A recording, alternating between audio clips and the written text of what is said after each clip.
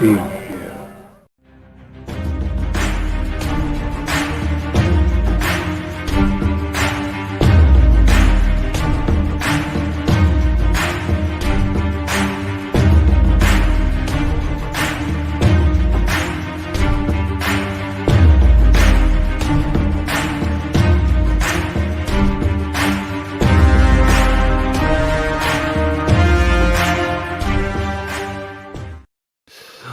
Good evening, ladies and gentlemen, geeks and nerds and ambassadors everywhere, and welcome back to the Ambassadorial Wing. And hope y'all are having a lovely Thursday evening. Glad to have you all aboard this evening for this Ambassadors Double Feature Review.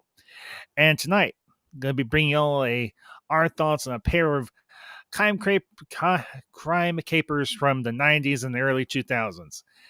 Get Shorty and Heist. And with me, I have a man who needs no introduction. He is a regular here on the Ambassador Wing. You know him. You love him. We all do. Mr. Zack Leary. Zack, good to have you with you, my friend. Good to be back, man. And as always, if this is your first visit or you are a regular here at the Ambassador Wing, make sure you smash that like button, share this out with all of your friends, and tell them this is where the party is this Thursday evening. And tonight, as I said, we are going to be bringing you our thoughts on a pair of favorites from me and Zack. Barry Sonnenfeld's Get Shorty and David Mamet's Heist. And to kick off this review, we actually flipped a coin quite literally to decide which film we were going to do first, and we are going to kick this off on a lighter note. And we're going to be bringing you all our thoughts on Barry Sonnenfeld's Get Shorty. So, and before we get started, I want to send a shout to the chat to my good friend, Mr. Ace Mowick. Ace, it is good to see you, bud. Appreciate you stopping in tonight and hope you enjoyed the stream. So, Zack, let's do this. Let's get Shorty. So, all right. Well, I want to say this, just my little opening thing here, man. I consider a film like this blue-collar comedy. Does that make sense? Movies like this make me laugh more than like goofball comedies. I can see that. I totally can, because a film like Get Shorty appeals to a broad demographic. It can appeal to film buffs like you and me. It can appeal to the general audience. And the interesting thing is, with a cast like the cast we have for Get Shorty, it does definitely have somewhat of a blue-collar vibe because it does deal with the mafia or the mob. And you have a very interesting and eclectic cast with this film. I mean, you've got John Travolta. You have, during his resurgence in the mid 90s after his success on Pulp Fiction, you've got Rene Russo. You've got Delroy Lindo. You've got, of course, one of the greatest actors of all time, Mr. Gene Hackman. You've got Danny DeVito as Martin Weir, a very screwball fella. You have, of course, one of the lovely leading ladies of the 90s, Rene Russo. And, of course, you have a very charming cameo by a personal favorite of mine, even though I don't necessarily agree with her politics, Miss Bette Midler. And I will say, let me throw a couple more in there. You've got Gandolfini, Zach. One of his early James parts. Gandolfini. Yep, James Gandolfini. And who's the guy who plays Ray Bones? That guy's been around. Dennis Farina. Dennis Farina. Yeah. Yes. Oh yeah. Yeah, Dennis Farina as Ray Barbone, Ray Bones in this film. Oh, and can from we Goodfellas, say right? Yes. Yep. I want to say yes, but we also have a very brief but very entertaining cameo at the very end of the film by Mr. Harvey Keitel. Yes, playing Bones, Ray Bones in the film. Yep. Yeah. Yep. So, but this, when this film came out, I was like, this seems like right up my alley. It's got comedy. It's got some mobster stuff. It's got a kind of a sneak peek behind the scenes into the entertainment industry out in Hollywood. Oh yeah, very intriguing element. Yeah. Have you seen a film called The Player with Tim? What's his name? Tim, the guy from Mm. Shawshank Redemption. Oh, Tim Robbins. Tim Robbins. I have heard of it, but I have never actually seen it. Man, that it's kind of similar to this. Actually, Hmm. it's like a murder mystery wrapped in a Hollywood movie. That's got Hmm. to be a future one, man. You would dig it. I mean, Well, it I do like basically Tim. invented cameos. I mean, I love Tim Robbins as an actor. He has done some stuff I really enjoyed. Of course, you got to mention Shawshank Redemption, of course, when you talk about Tim Robbins, and of course Morgan Freeman. This is his But second best film, in my opinion. The I'll Player. definitely It's have on to. Netflix. Okay, I'll have to check it out at some point. So, but yeah, this with Get Shorty, it's of course it is directed by I think one of the quirkiest, but actually one of the I think one of my favorite directors, of course, Mr. Barry Sonnenfeld, and he put this thing together. It's actually based on an Elmore Leonard novel. And even though I've never read the novel, it really has given me um incentive to go find a copy because I feel like this is the type of book that I would really enjoy. I mean, of course, you've got John Travolta as Chili Palmer, and here's a fun little fact: the black actor who played Ray Bones Enforcer at the during this film, his real name is Chili Palmer.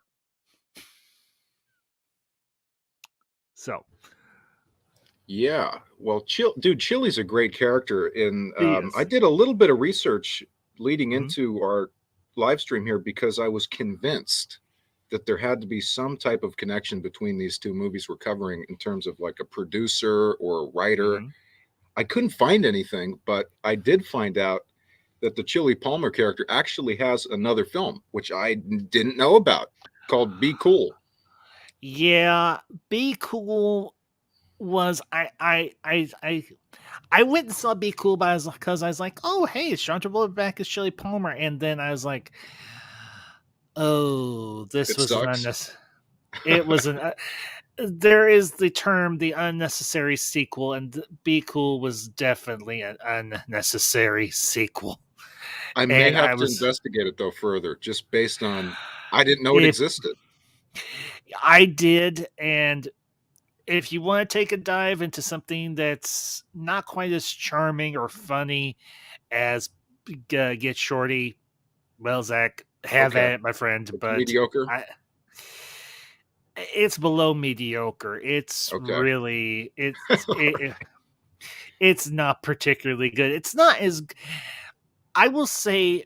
Get Shorty definitely has the charm factor in it because yeah, here's the thing: you wouldn't necessarily be rooting for a Shylock or a Lone Shark or whatever the case may be in terms of the character of Chili Palmer, but he comes off as very charming, very suave, very um, man about town, yeah. and Well, he's kind of quirky. So, but go I ahead, did have a Zach. question for you, Sure. Ambassador. Where's my coat? you, you better have the $350 that my ex-wife paid at Alexander's, or I'm gonna bust your freaking head. Roy Bones took my coat. Well, Yeah, brave. he just wore it home. He didn't steal it. He wore it home. It was cold. Yeah, that's the funny thing about the opening of this movie. Everybody's complaining because it's cold in Florida. Like it's supposed to be warm in Florida. Why is it cold down here? And it's funny because Chili just walks into Ray Bones, knocks on the door, got his Shylock gloves on, and he's like, Yep. just pops him. And Dennis Farina, who usually plays a real badass, and he is kind of a badass in this movie, but at the same time, he's like, "You broke my freaking nose! How could you break my freaking nose?" And he goes to his boss, and his boss is like, "Hey, Chili Palmer works for Momo. Nobody touches Chili Palmer as long as he works for Momo." And he's like, "You got a problem with Chili Palmer? I don't have a problem with Chili Palmer." Yeah, well, Momo, And then of fucking course, his days were numbered. And then, of course, Momo, being an elderly fella, kind of heavy set, climbs up all those freaking stairs, and he's like, they're like, who is it? It's Momo. And they're like, get in, get your ass in here, or whatever. And they throw a surprise party for a 65-year-old after he climbs up all those freaking stairs. How dumb can you possibly be? Yeah, I'm serious.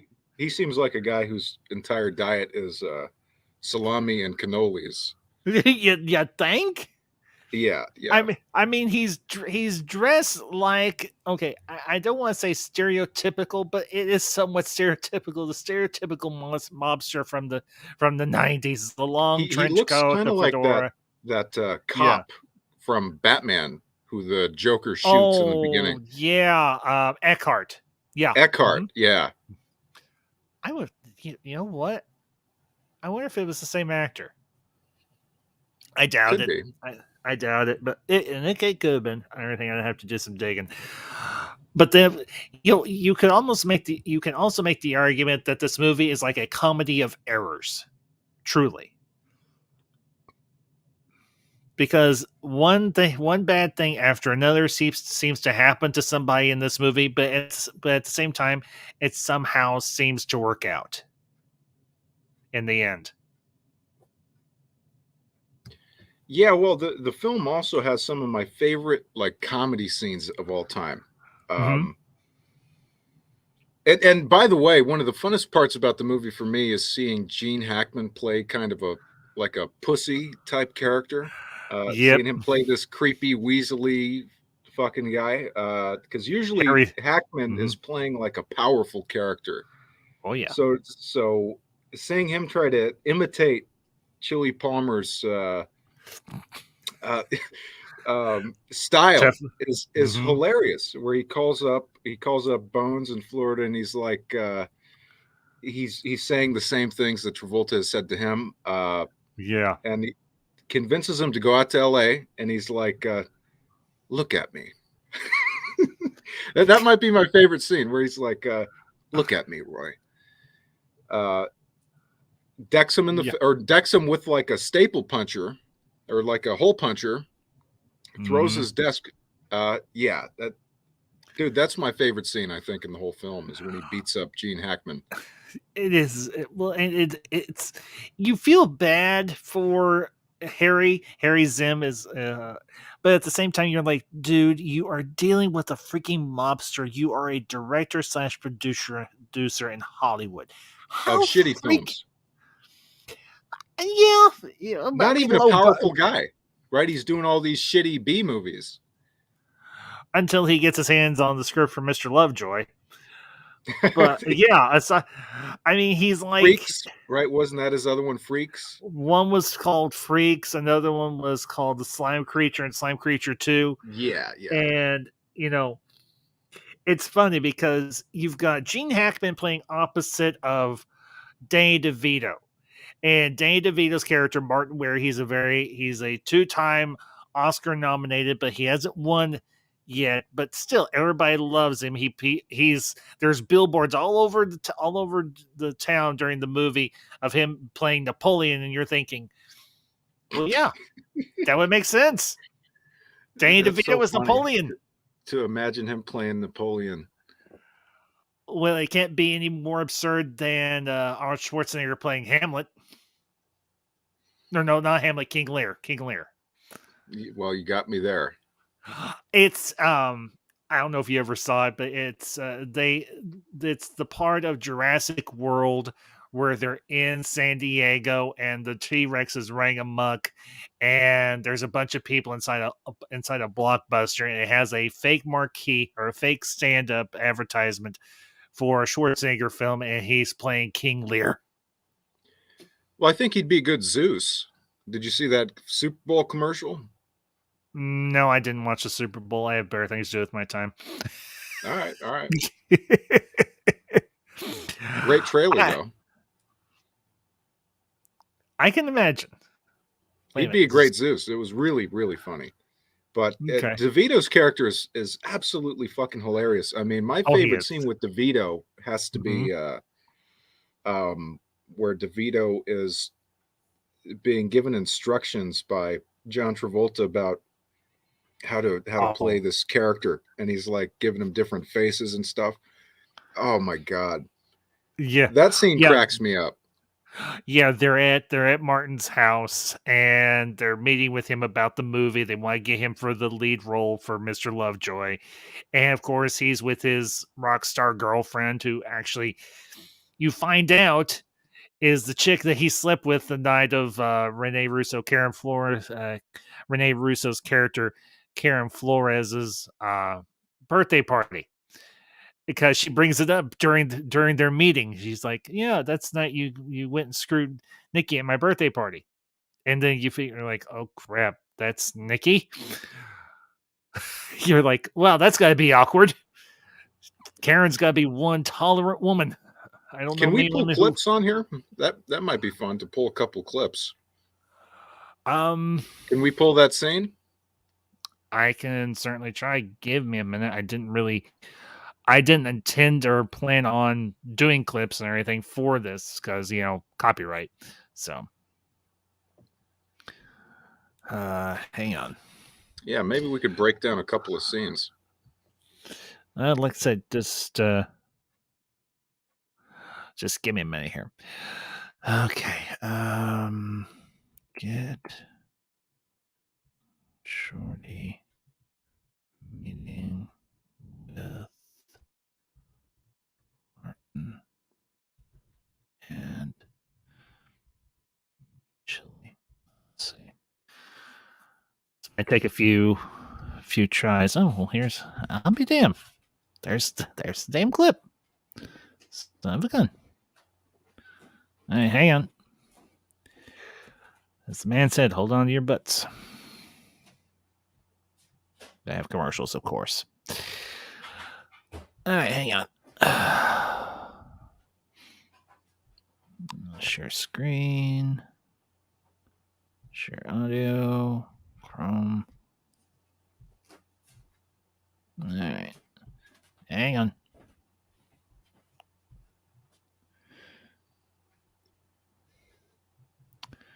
Drop us down here. And see what I can do about getting us through the commercial. But it might take a minute. Okay. That's all Picture the right. scene. Come on. It's only 15 seconds. About a movie. One of mine. No, one that we're producing. With what? Wise guy money. Huh? Maybe this wasn't such a good idea. No, look, Martin, I'm not connected to that anymore. Not since I left that loan sharking operation in Miami. What's the matter? The pressure got too much for you? Pressure. I'm the one who applied the pressure. Oh, yeah? Now, Martin, can I ask you a question? Yeah.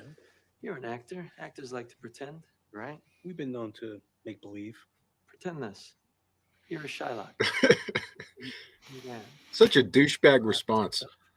We've been known to pretend. Yeah, but the amazing thing is you've got two individuals in in a room together that you would never figure would ever interact in real life. You have a former loan Shylock, a loan shark, a mobster essentially, and an actor. You would never in a million years suspect that these are two people that would ever interact in real life, and yet here, thanks to Barry Sonnenfeld's and what the heck is the author's name? Elmore Leonard. You've got it. So,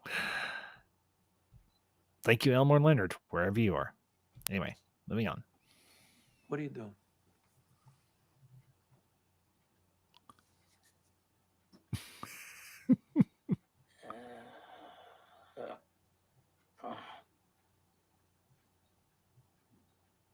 Oh, Martin, for Christ's sake. Just, I'm doing Shylock instead of us Shylock. right. All right, what's my motivation? The acquisition of money, to collect, to inflict pain if I have to. Guy splits with 15 large of my money. I go after him. What the hell you think I do? Martin, look at me. I am looking at you. Now look at me the way I'm looking at you. Put it in your eyes. You're mine, asshole, without saying it. Okay. All right, we'll go for 4 minutes. How about this? What are you telling me? Are you sleepy? Did you want to go to bed? All right, wait. Okay. And that's the amazing thing, because you would not think a guy like this would ever, like, no, he doesn't know what it is to be a Shylock, to go after somebody who owes you money. And in this scene, Travolta has got this down to a science.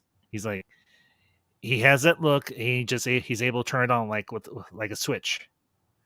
But this with the a whole guy, thing is goofy. I mean, DeVito's character is goofy. Just the fact that he's performing for him here. yeah. But it shows the craft of being an actor. It does. It shows what they do have to do. Well, maybe the Tom Hanks brand of acting. It depends on the actor, the part, the role, whatever, and their method. So, anyway, let's finish this up. We'll get back to it.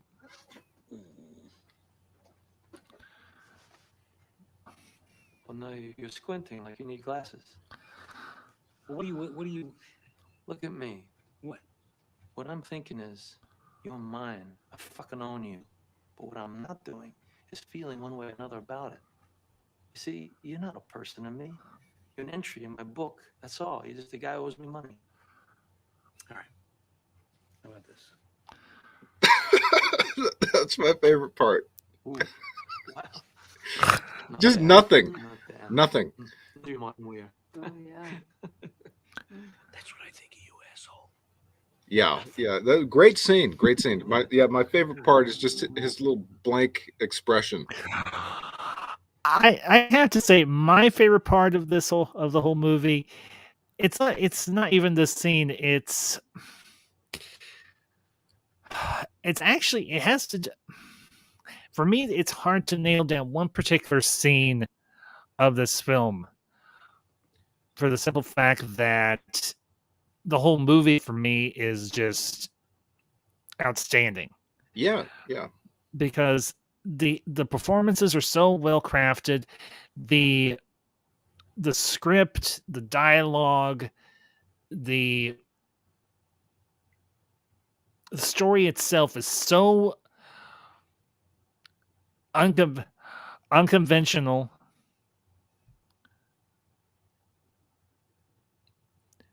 And it amazes me what Barry Sonnenfeld, along with the rest of the crew, was able to come up with this one. I mean, this was a sleeper hit in a lot of ways. It wasn't overly profitable or even successful, but it's a movie that has grown legs and has gotten legs.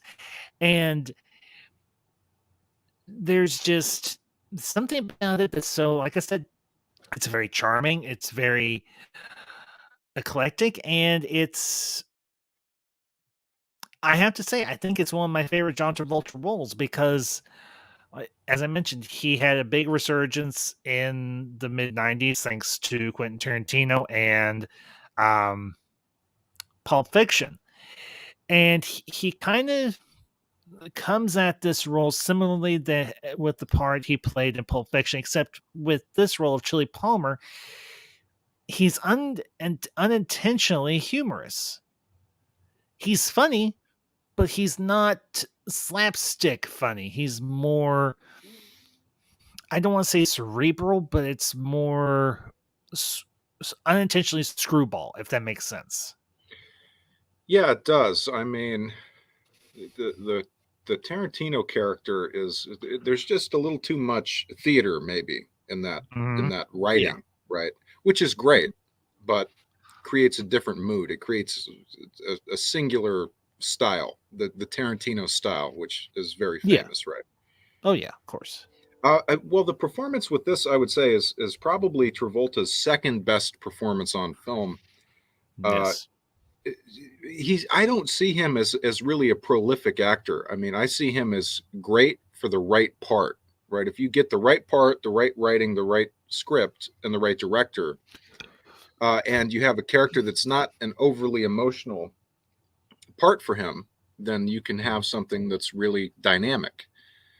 You have to have. He's one of those.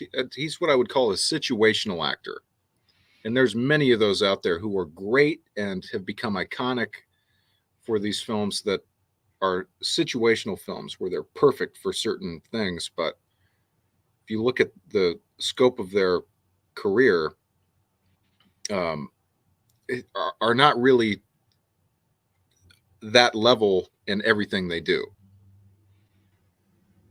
Yeah, I would definitely agree with that because look at Travolta throughout his career. He had a pretty steady career in the like mid to late 70s. But when With goofy shit though, at least yeah, to me. you got Saturday Night Fever, you got Staying Alive. Ugh. Yeah, I can't say I disagree on those two movies. Well, I have to. And Grease. Fun little fact: Grease, I have never actually watched. It's now Go ahead. don't misunderstand me. I am not anti-musical. Actually, there are quite a few musicals I do enjoy, but Grease was just never one that clicked with me. Yeah. But the funny thing is, I actually owe. I can't believe I can say this, but I unintentionally or owe John Travolta the reason for my existence. And let me explain why. Briefly. Let me explain briefly why.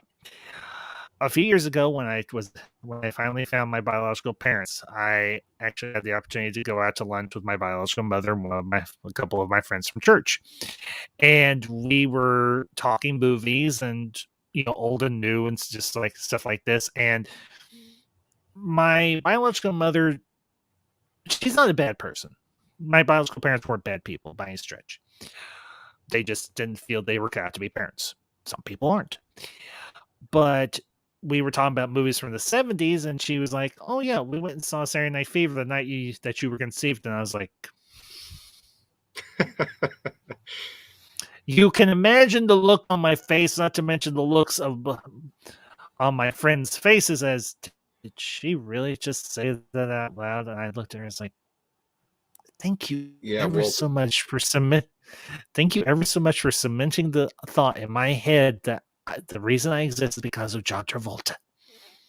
Yeah, I was forced to watch the film Grease by an old girlfriend of mine, and she actually had a VHS tape of it and sat me down to watch it with her. So that's why I've seen Grease. Zach, you got off easy. Okay. You got off easy. Let's just say it that way.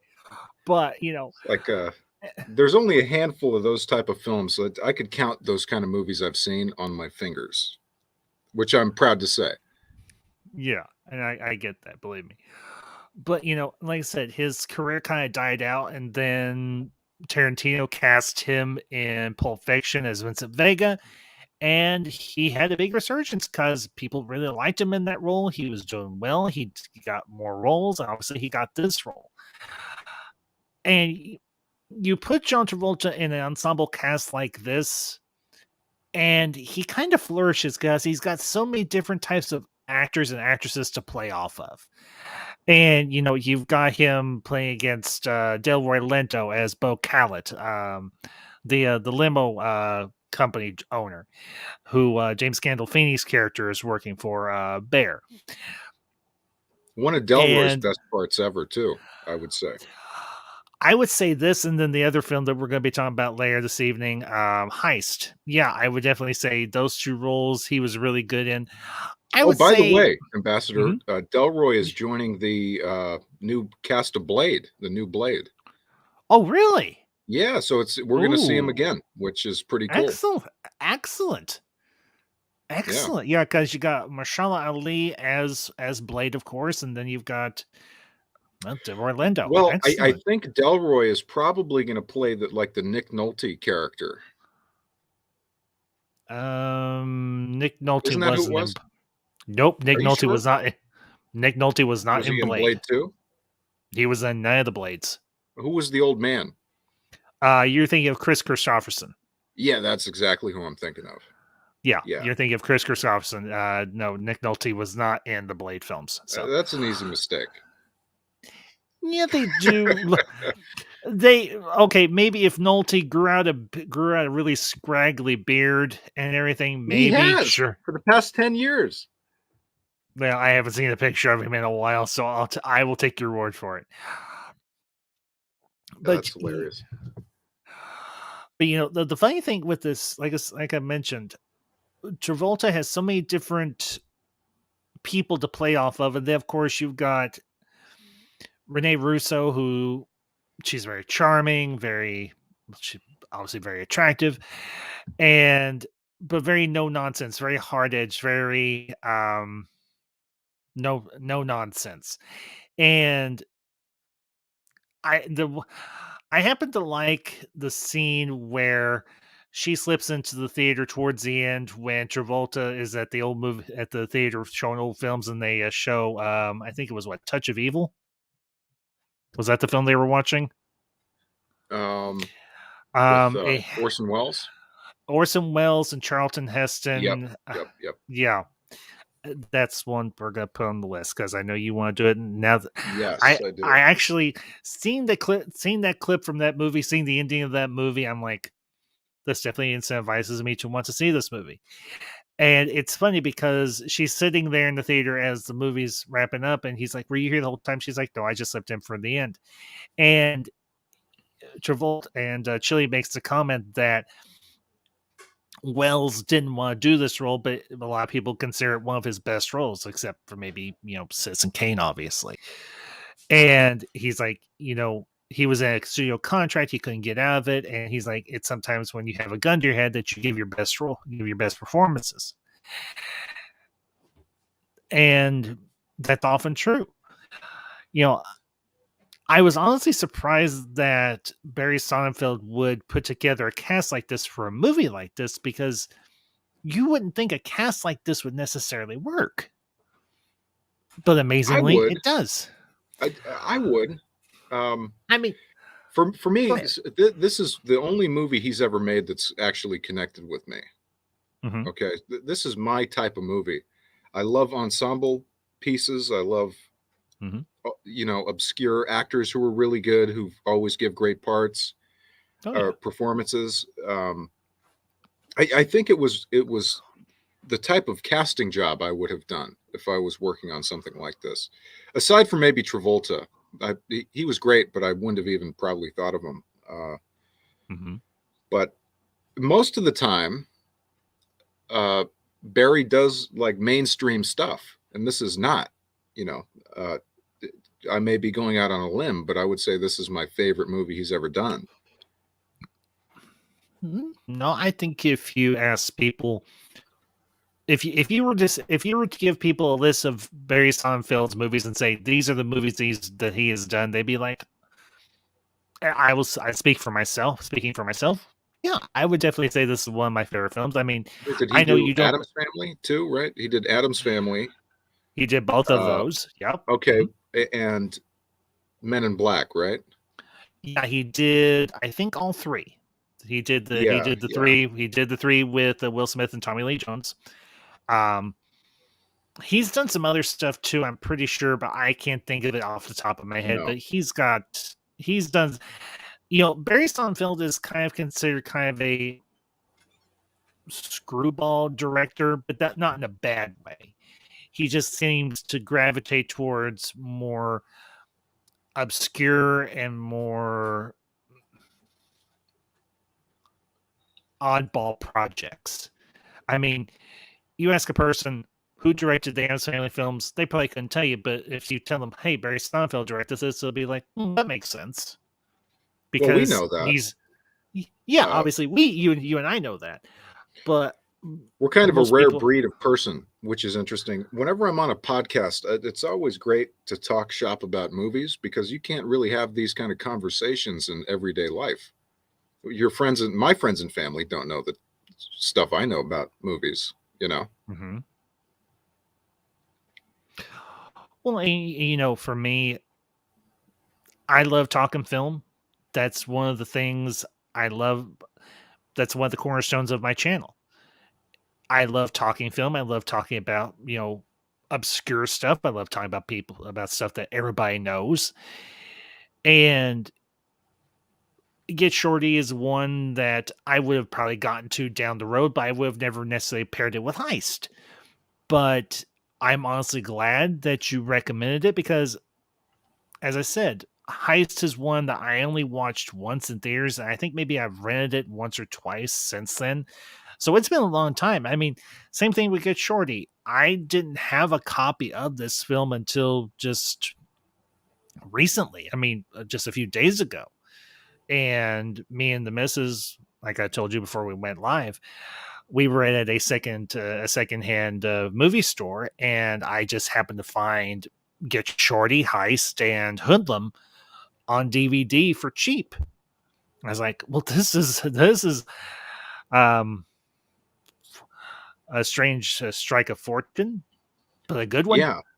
Well, Heist is a little bit more antiquated. It's a little more, I don't know, static at times. But Get Shorty, I think, has like a musical quality just to the way it flows. It's got this great rhythm and great flow to it. Well, you know, you bring up the rhythm of it. I definitely would say the soundtrack has something to do with that because it has a very unconventional sound. Definitely, I have to agree with you. Because it's all instrumental music, and it's jazz. It's instrumental jazz, and at least that's how I would categorize the soundtrack. Yeah, well, the camera shots too of just people walking around, and it's just got this energy to the film. Yes. Well, because not only is the camera in motion, but also the people are in motion. I mean, obviously, this is the case with a lot of films. It's very customary. But I have to say, one of my favorite know. shots. Well, every director sets up their shots differently. The same is true with the cinematographer. But, you know, you're talking shots. I have to say, one of my favorite scenes or one of my favorite camera moves is when it's after Bo Callett and his buddy Bear. They're having their meeting with Harry, and no, wait a minute. Harry is with Karen and Chili, and Bo Callett, Orlando's character, and James Gandolfini's character Bear are in the restaurant, and they start with Harry and the other two, and you see Chili get up, and he's coming down the stairs. Or no, he's coming up the stairs. Yeah. Yeah, you got it backward. Yeah, I've got it backwards. Yeah. Because Karen and Chili see Harry with the other two. And Yep. Chili, the way that shot is done, you see him going up the stairs, the camera's right there with him, and you see Bear and Bo coming down the other way. And it's how Sonnenfeld framed that whole sequence, framed that whole shot is just Brilliant. It's seamless. It's beautiful. Yeah. I like I said, the dialogue and the action, and when Chili takes Bear and just chucks him down the staircase, and Bo and Chili get face to face, and Bo's like, "You don't know me. You just think you do," and you're thinking, "Son, he knows you better than you know yourself, and he's gonna bust your Well, ass that in 10 statement seconds." was not said with confidence, in my Not opinion. even close. No. Well, it was played that way, and I do want to say hello to the chat. Stephen Murphy. Stephen, it is good to see you. I appreciate you popping in. I think this is the first time I've seen you in my chat, so a pleasure.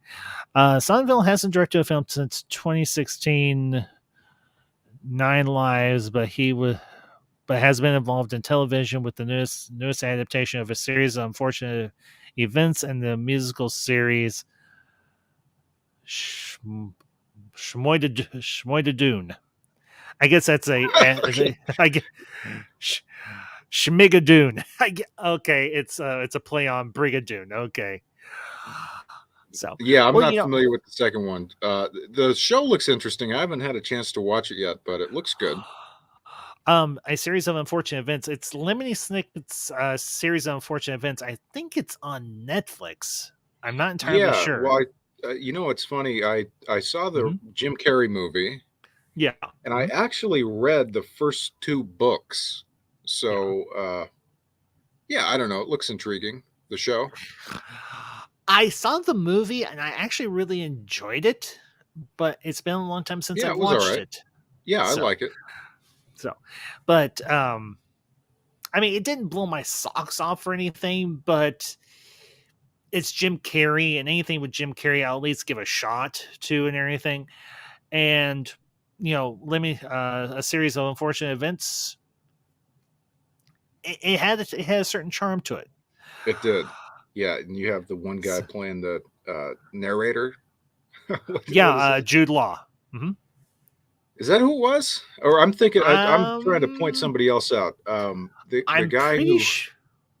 the guy with I'm the voice, who's got that great voice. Maybe Steven knows who I'm talking about.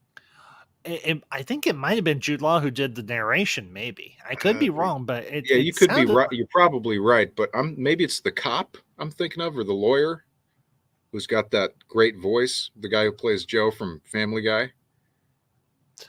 Oh, I know who you're talking about. I just can't think of the name of the actor on No, top of my I can't head. think of it either. That's going to drive me nuts. I'll have to look it up later. But I have to say one of my other favorite scenes from Get Shorty is actually when Chili goes to the airport to kind of scope out this whole deal with the locker with the bag full of money in it. And he leaves and he goes to the parking garage, and who's there? James Gandolfini, Bear. And he's like, I didn't get the money, and now you want the key back? It's amazing. Is this how you do business? Yeah, is this how you do business? Seriously, it's amazing y'all aren't dead. And that's such a great move. That's such a great scene between Chili and Bear, and you get the impression that that's kind of where they kind of started to hatch the scheme of knocking off Bo, Delroy Lindo's character, and Chili roughs him up, but it doesn't really necessarily hurt him, but just kind of calm him down a little bit and go like, hey, you're a stunt man. You've done a bunch of movies and you're working for this clown. What are you thinking? So it beats the shit out of him too. Yeah. So just like that. Patrick Warburton is one of the best voices ever. Yes, I wholeheartily agree with you. He has a very dynamic, very powerful voice, and him as Joe on Family Guy, he's hysterical. He really is. I mean, I haven't watched Family Guy in a long time, but like the early seasons of Family Guy with Joe when he's introduced, and okay, one of the most absolute absurdist episodes is when the Griffins open that restaurant, Big Pete's House of Munch, and they exclude paraplegics, and Joe's like, former cripple Tron. And you're like, yep. That has got to be one of the dumbest damn things I've ever seen, but it works. So, okay. Okay. Hey, Steven, thank you. Sonnenfeld also did the first live action Tick with Warburton. I also met Warburton in real life, and he's cool and Nice guy. We'll see. I'm But not excellent. surprised. Yeah, he No. seems like a cool guy. Yeah, he does. So I forgot that he had done the live action version of The Tick. So Yeah, that I almost brought it up. I've never seen it though. I haven't either, but I do remember the animated series. I loved the animated series. That show was hysterical. You had, I don't want to get off on a big tangent here, but just very, very briefly. You've got the Tick, you've got Arthur dressed up like a moth, and you've got Der Fledermaus, which is like a very campy, over the top, very overly dramatic version of Batman, essentially. So, but the funny thing is about this film, we've talked about everything but the plot. But the funny thing is, the plot is almost secondary because the characters themselves and the scenes that they are in,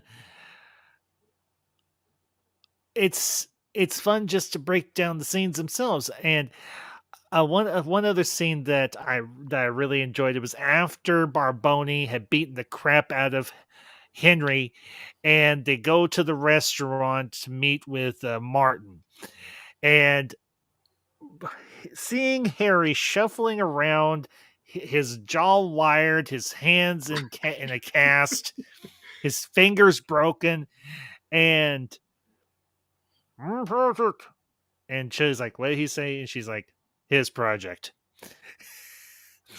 And Martin finally shows up. He's like, "I can't stay long, but I wanted to meet with y'all quickly." And they order something to eat, and it's an of all things, an omelet. Like, okay. And the omelet finally shows up, and he's already run off. Like, what? But the funny part is, he got the look down. He's like, "I wanted to show you all this before I go," and he does the look again. And Chili's like, "You got it." And Chili's being sincere. He's like, "You got it."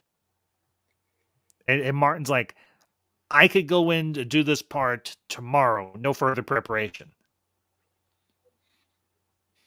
And it's go ahead.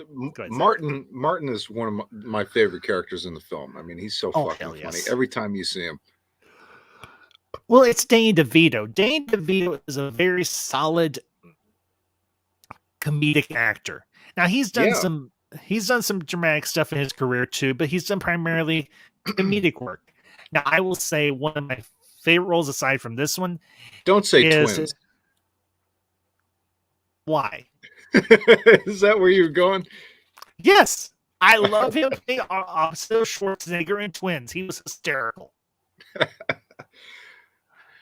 Look, I'm an 80s kid, Zach. You know this. I love the movie Twins. It's funny, it's campy, it's goofy as hell. And yes, did you know? I think, hey, there's a new one in the works. Triplets. What? I'm not kidding you. Schwarzenegger, DeVito, and they're bringing in Tracy Morgan is their other fucking triplet. Oh no. Tracy Morgan? Who knows? Tracy Morgan? Tracy Morgan doesn't have a funny bone in his body. He wasn't funny on Saturday Night Live, and he sure as hell it won't be funny in this movie. Oh, who knows? Don't go into it with expectations, Ambassador. Let's just see what happens. No. Twins is fine. It's my favorite Danny DeVito comedy. Okay. Throw Mama from the Train. Yeah. Yes. Have you done that one? Did you do that one? I haven't, but I can put it on the list. That's a fun one, man. That's a good one. I can imagine. Doesn't Billy Crystal star opposite of him? Yeah. And, definitely. I definitely got to do that one. You have the lady, the bad guy, the old lady from Goonies is his mom. Yes, yeah, as their mother. Yeah, and she's awesome. She's an absolute riot. So what's hilarious is there's actually an interview with DeVito talking about how they got what I don't know her name, the lady from Goonies, but they were trying to cast the mom. And that lady showed up to his office, DeVito's office, and DeVito was sitting there looking at her listening to her talk, and he runs into Billy Crystal's office and says, "Mama is in my office." Why does that not surprise me? That Steven, that does that also He's does not. great. Devito's a great director. I think he really is really good and underrated as a director and also producer. I mean, let's not forget, what is his? Oh, he's got a production company called I want to say like God, like Boston Pictures or something like that. I don't know, but Wouldn't surprise. Well, now, unless I'm mistaken, didn't he direct Matilda? If you remember, yes, he directed Throw Mama from the Train too, and yeah, that doesn't surprise me. he's a great producer too. He produced Yeah. Tarantino's Pulp Fiction when nobody else would give him the check at that time. That doesn't surprise me. He's great, man. It just is an all around like art guy, film guy. He's just one of the best out there as an actor. Also, well, if you think about where he started, Taxi. Yep. That's where he really got his start. I mean, a lot of people got their start on that show. Devito, Chris Lloyd. Yeah, Christopher Lloyd, Judd Hirsch, or not Judd Hirsch. What's the guy? Oh, for heaven's sakes, he played the father on Independence Day. Damn it, played Jeff Goldblum's dad. Oh, I hate that movie. Ted Nelson. That's it. So I couldn't tell you. Oh, I've seen it once. It is Judd Hirsch. Judd Nelson is from Breakfast Club. It is Judd Hirsch. Yeah.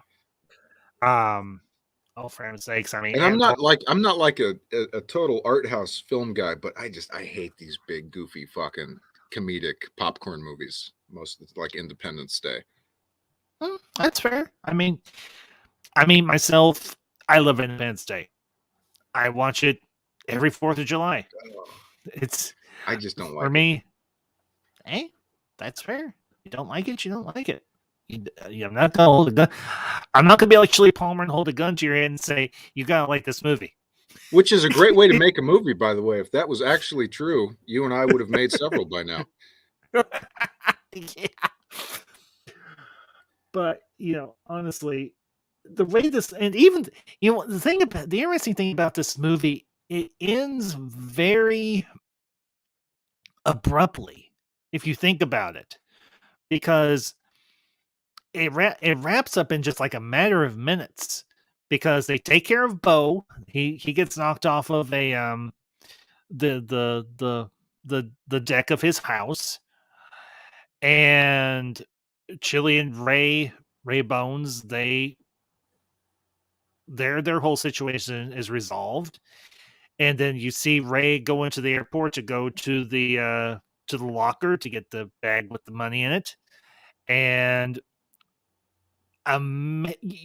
it's almost seamless, but you can if you is that the last look time close, is that his last scene, by the way? That is his last scene, because well, you see him from the back. They deliberately do that because if you look closely, the lighting changes. The shadow changes on the locker. And it cuts into the film version, it cuts right? into the film. It turns Ray turns around, but it's not Dennis Farina. It's Harvey Keitel. It's Harvey Keitel. And who's directing the damn movie? Penny freaking Marshall.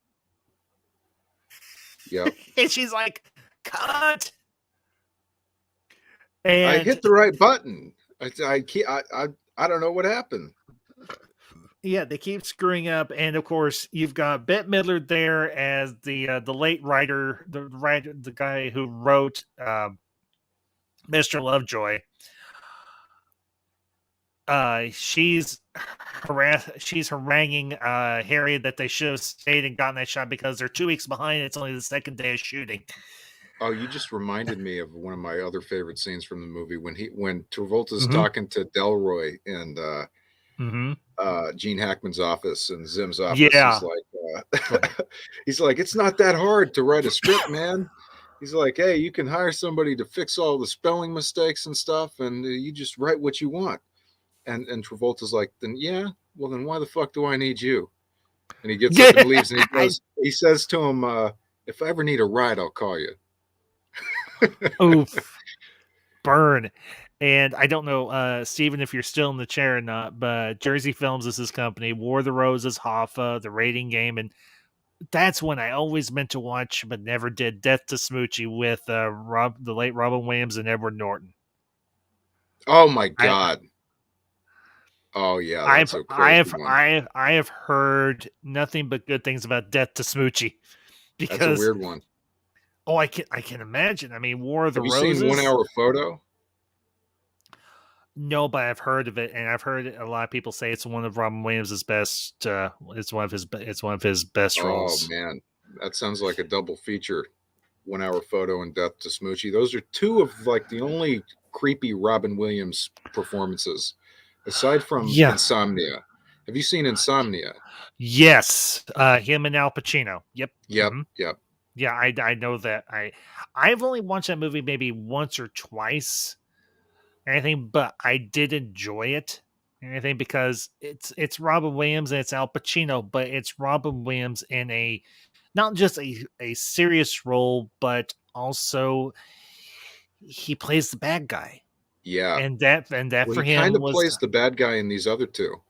Oh yeah, yeah. Like I said, I know of them. I know the basic premise of the films, but I've never actually watched them. So, but Death to Smoochie, I definitely wanted to see in theaters. I never got a chance to, and I've seen it sitting on shelves at movie stores and everything. Well, that's the one about like the like Barney character, right? That's exactly why I want to watch it because I cannot tell you, even though I know wasn't meant for my age demographic. When Barney was big in the 90s, when I was in high school, I absolutely, positively detested Barney. Yeah, I don't blame you. Ugh, it make my brain hurt. I love you, you love me. I'm gonna bust you in the ever-loving knee. That's so funny. We had goofy ones like that when I was in school too. Like goofy, like fake Barney songs. Mm-hmm. I did one. I'll tell you off air because it's extremely inappropriate. Because I can't do it live. Ones, yeah. I remember those days. Oh, okay, Steven, you're still here. Cool. I'm still here. Duplex was another one. Also, even if it's not the comic, his penguin is all its own, and he throws himself into the make. His penguin is the best representation of that character, period. I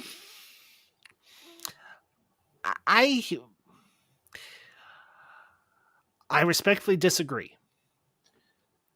But well, that's fine. That Kylo Ren line, "Do not oppose me" on this ambassador. I would have to say for me, I know it's a little over the top, but Burgess Meredith as the Penguin or the Penguin from the animated series. Definitely not. So I definitely both of those two I like a lot more than I liked Devito, but I do acknowledge that he looked great in the makeup, but it just wasn't for me. You don't really think you'll win, do you? So, no, he was great, man. He was great. He was a great Penguin. Well, here's the thing, too. I never cared for Batman Returns all that much. I don't. Oh no. Well, him running for mayor is great too. Just the fact that he's like popular. They're like, yeah, the polls are great. They orchestrated this campaign around him. He was going to take over the city. He was great. I will say one of my favorite parts of Batman Returns is Christopher Walken as Max Schreck. I loved his part in that movie. I did. And I mean, don't get me wrong, Michael Keaton coming back as Bruce Wayne / Batman, he was solid. I mean, Keaton is by far one of my favorite Batman. Like, of Well, add course, this one obviously. to the list too. If this sounds interesting to you, you and I could have a fun conversation, not a debate, but a conversation about which is better, 89 or Returns. Because I like Returns a lot better, way better. Like I said, I don't dislike Returns. For me, okay, let me explain my reasoning for the Burton / Schumacher Batman films. For me, it boiled down to the villains. I like the Joker. I like Two-Face. I like Riddler more than I do like Penguin / Well, Catwoman. And I like to. Now I will say this: I actually did I was on a stream earlier this week with a buddy of mine. He was doing reviews of all the Batman films and everything leading up to the Batman that comes out next weekend. So, and in oh terms wow, next of weekend. Are you doing a yeah, show on that? I'm actually going to be doing a couple because me and the missus, we actually little sidebar. We actually went to the movies this past Monday and everything. We caught a matinee because I was off work. Yep. And we went to see Death on the Nile because we had both been really yeah. Did you like it? Well, there was a slight hiccup during our viewing. The missus wanted to get some popcorn, and unfortunately, she took a little tumble at the theater, so we ended up having to leave and go to the ER. But the theater was nice enough because they did feel somewhat at fault for her taking the tumble.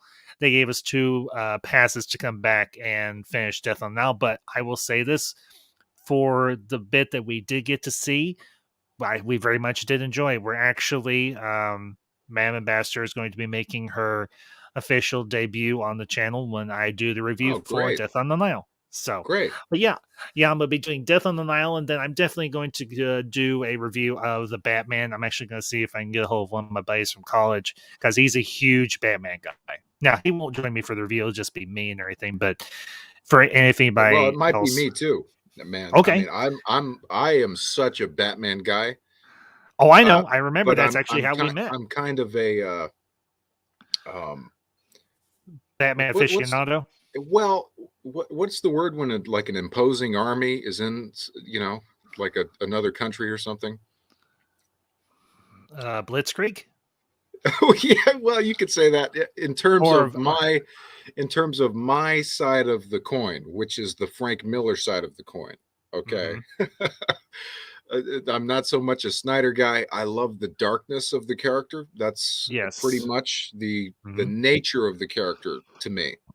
Right. So yeah, I get that. Which is why I oppose the Schumacher and why I oppose the Snyder versions. And that's fair. I respect that. I just like the comic nature of like the Dark Knight Returns. To me is gorgeous as a story. Yeah, definitely. I like the creepy gothic Burton stuff, the Nolan stuff. That's kind of where I come from in terms of Batman. Yeah, but I wholeheartedly agree with you. Batman is honestly is just about the only DC character I really have any vested interest in. I will be honest, for anybody that catches this on the replay, if you're expecting a review of The Flash that comes out later this year, I will not do one. I have absolutely no interest in doing a review of The Flash. I'm probably not even going to bother going to see it. It's just not enough. I mean, it is enough for me. Keaton. I mean, yeah, it's great to see Keaton come back as Bruce / the Batman, but for me, it's just I don't care for the character. I'm not interested in the Flash. I've never really been interested in the Flash. Yeah, but that's why they put fucking Keaton in there. Is for guys like us. But again, you go see it. Good on you. I'm not saying I hate the character of the Flash. He's a character I'm not terribly invested in. I mean, Ambassador, when have I ever brought up The Flash on one of our various podcasts? None that I can recall, but I know you're Never. going to see it for Keaton. I respect that. Yeah. But Dude, for me, Keaton, man, fuck it. I'll even go see Batgirl based on Keaton. again, that's not really one I'm all that interested in checking Well, out. neither am I, but we got Keaton involved. And you know what? If it turns out that his part that he plays in The Flash and Batgirl are good, okay, great. I'm just Well, honestly, I'll tell you what, I will give you the specific moments that Keaton shows up, and you can just join the theater at that specific time. You can go 35 minutes late.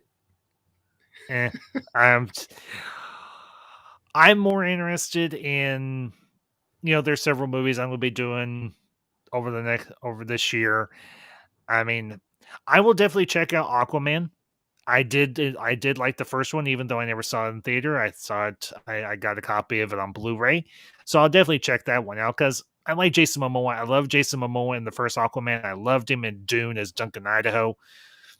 He kicked absolute ass in that part, so I'll definitely check out Aquaman. But as far as the DC property films that are coming out this year, aside from the Batman and Aquaman, I'm just gonna pass. They really should hire somebody who knows what the fuck they're doing over on DC, dude. I mean, it's been a nightmare. It's been a mess. Oh, I know. So far, you're preaching, Zach. You're preaching to the choir. I mean, that's why I'm very happy as a Marvel fan.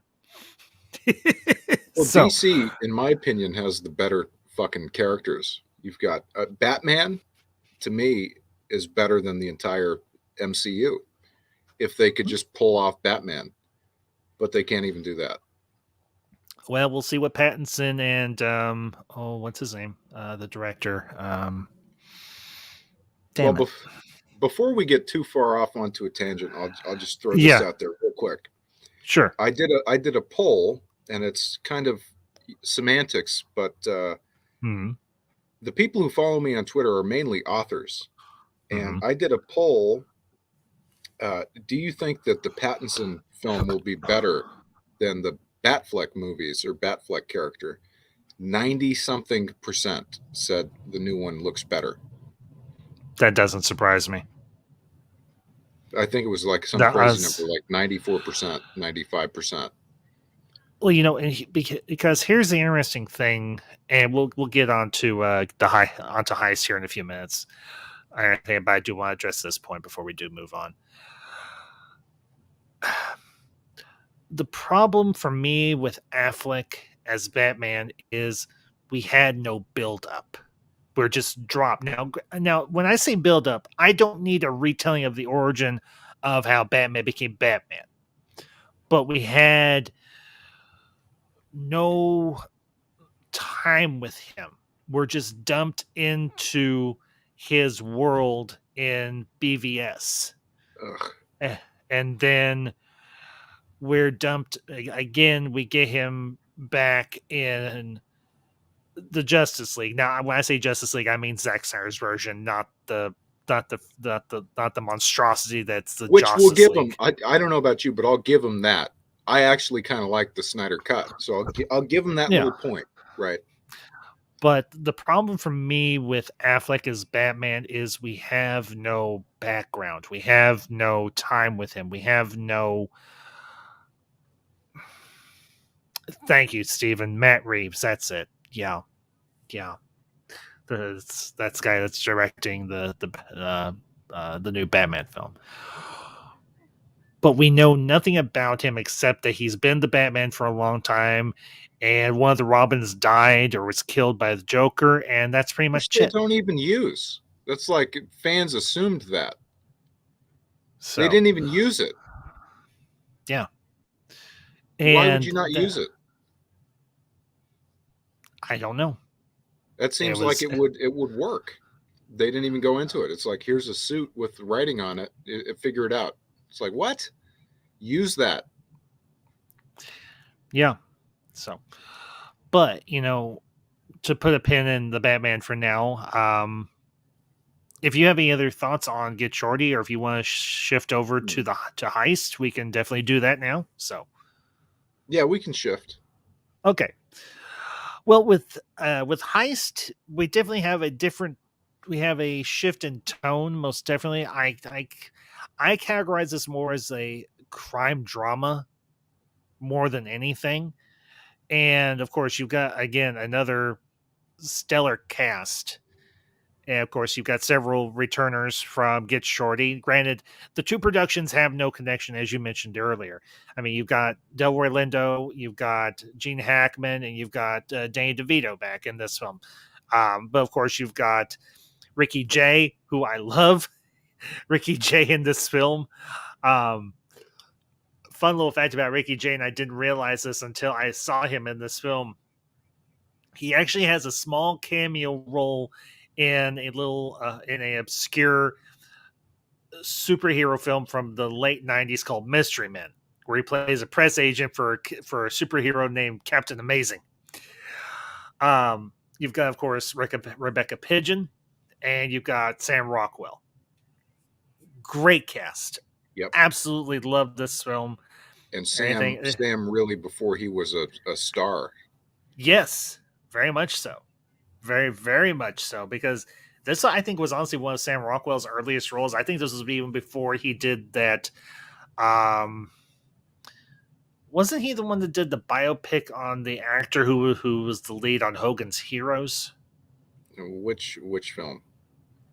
I can't remember the name of it off the top of my head. It doesn't ring a bell with me. I don't think I've seen it. Okay, it's been a while, and I can't honestly remember the movie myself. He's come into his own lately, and he's done some great parts lately. Won the Oscar for 3 Billboards, which was really good. And he's kind of all over the place now, but at this time, I don't think anybody knew who he was. No, this was a early role for Sam Rockwell. I mean, I will say this role I enjoyed him in, but there's a role that he was in. It's a favorite movie of mine, Galaxy Quest, which is, I think, by far one of my top 20, top 20 favorite comedies. And I think it's got, of course, most everybody who you say Galaxy Quest, you're like, oh, the one with Tim Allen and Sigourney Weaver. Yeah, that one. And of course, the late great Alan Rickman. Alan is so good. As Dr. Lazarus, Alexander Dane. Yep. He was just like... That's so sad. I mean, Alan is one of those guys I wish I could bring back. He was so good. He was. I don't know how you felt about him in the Harry Potter franchise, but loved him. I think... Oh, okay. Loved him. One of my all-time favorites. Okay. Well, I didn't know if you would go for something like Harry Potter. Fuck yeah. Okay. Awesome. No, really awesome. Yeah. Fuck yeah. Loved him in Harry Potter. Yeah, him as Severus Snape.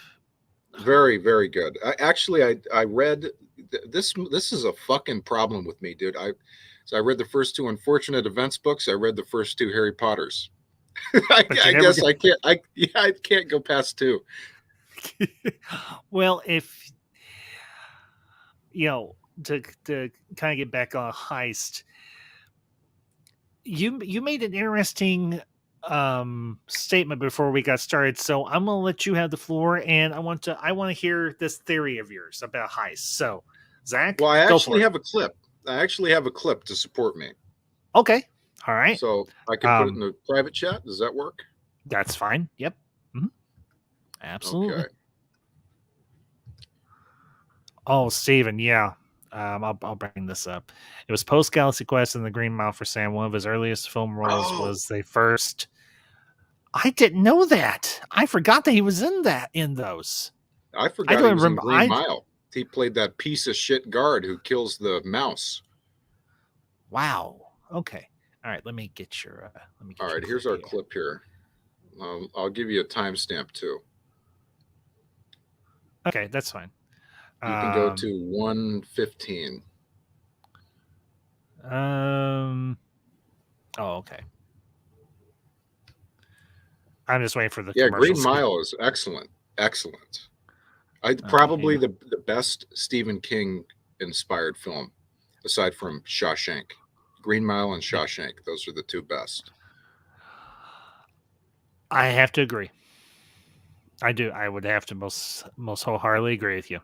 So, and I like all of them, to be honest with you. I even like the shitty ones, like Dreamcatcher. I can get into that. I don't give a fuck. I'll tell you my favorite. Yep. And it's actually it was a mini series, Rose Red. I've seen Rose Red. I liked Rose Red. I did. It's a little antiquated. It's a little old school nowadays, man. Yep. But it's not bad. But it's just it's kind of dated. Yeah, I get that.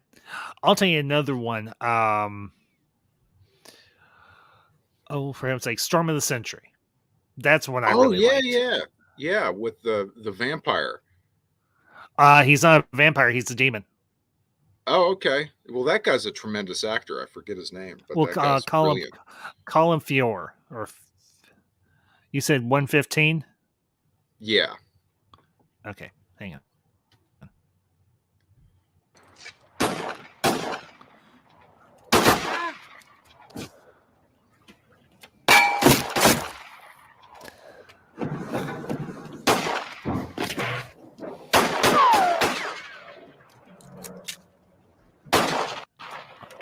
That later.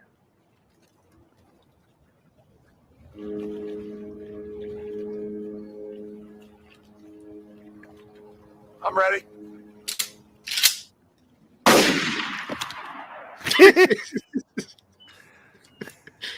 Oh, so good. All right, that's it. Oh, so good.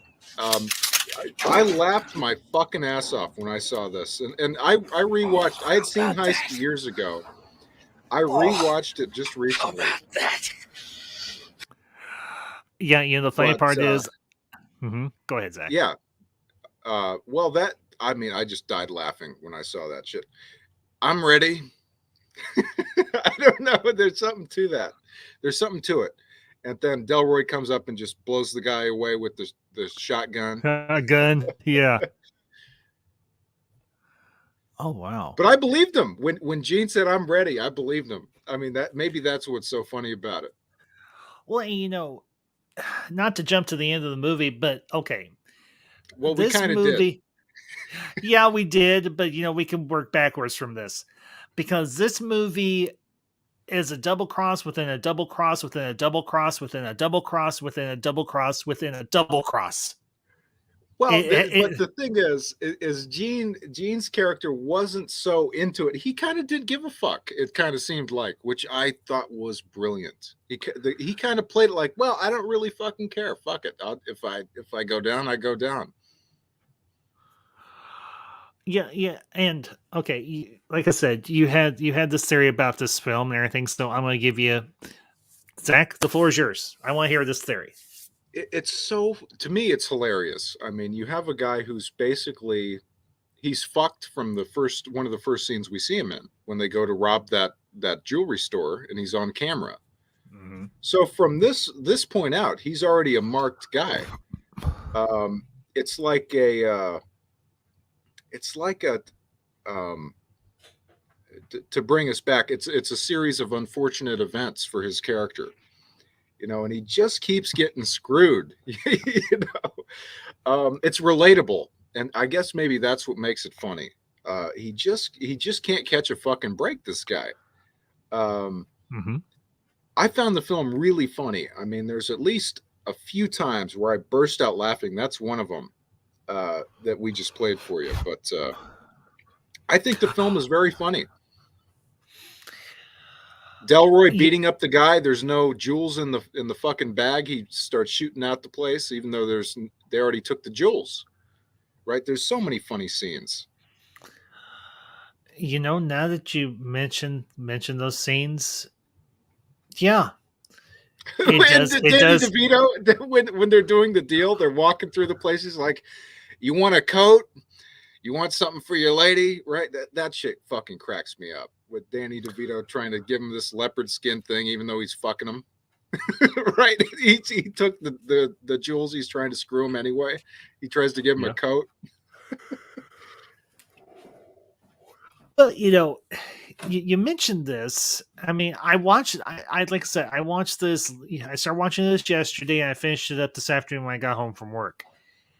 And there were parts of the movie that did legitimately make me chuckle, but there were other parts of it like, okay, are they actually going to get away with this? And what the hell is going to happen now? And just so many things across the board, and you're like, this guy Joe, just as you said, he keeps getting messed over, and you're like, is this guy ever going to catch a freaking break? And then the very end of the movie, after his girl runs off with Sam Rockwell's character, and you're like, damn, he just completely just got wrecked in this movie. And then as he's pulling out of the garage, the paint scrapes off one of the poles. And you're like, well, this is what makes it funny too to me, Ambassador, is he was ready to get screwed again. He was ready for it every time. He's like, yeah, I'm probably gonna get fucked over. And yet he comes. He's got the fake boat. He's got the fake boat. He's got the fake truck. Like he expects it to happen to him. I mean, it's like he's been doing this for so long that he knows exactly what's probably going to happen, and he's prepared for it. Now, I will say, like I mentioned, I loved Ricky Jay in this movie. He as Pinky, he is absolutely funny as hell. I mean, he is absolutely funny as hell in this movie. And you don't necessarily consider Delroy Lindo a comedic actor, but looking at him in this part, and you mentioned the parts where he's like just going on spraying bullets over the place, you're like, yeah, it is kind of humor. It is kind of comedic. It is kind of ridiculous. It is kind of out there. When the job gets screwed, he's like, fuck this, I'm out. Yeah. So, well, that shit's funny to me too. Is that piece of shit fucking is he Danny DeVito's nephew or something, or cousin or something like is that? His nephew. Yep. Is a fucking loser. And they got to bring this fucking guy along. Yeah. To me, the film is essentially a comedy, which is kind of weird to say, but it's like half comedy. It's a dark comedy, right? Yes, I think that's a good categorization for it, most definitely. Well, and again, it kind of goes back to something that was said in Get Shorty when Chili's talking to Harry about his idea for a movie, and Harry's like, well, you've got a lot of holes in there, and you're missing several things. You don't have a girl. You don't have a lead girl. This movie has, I think, Heist has a very strong lead girl as well as Get Shorty. I mean, Rebecca Pidgeon, she was great in this. So, okay, all right. But honestly, for me, with the whole deal with this film is, are the heists going to work? Are they going to be able to pull this off? I mean, obviously, the first one, Joe gets burnt, and he's kind of dodging the cops all the way through the damn movie. So, while Zach has to step away for a minute, Steven, I'll bring up your comments here. So, and welcome to Collinwood Confessions of a Dangerous Mind, Matchstick Men. Seen that one, love that one.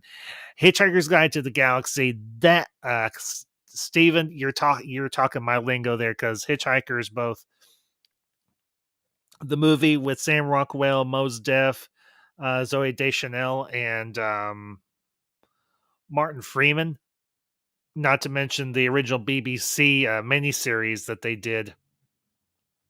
Great movie. Great adaptation of A True Giant in the sci-fi field, and that was, of course, Douglas Adams. Assassination of Jesse James by the coward Robert Ford. That one I never saw, but Frost Nixon?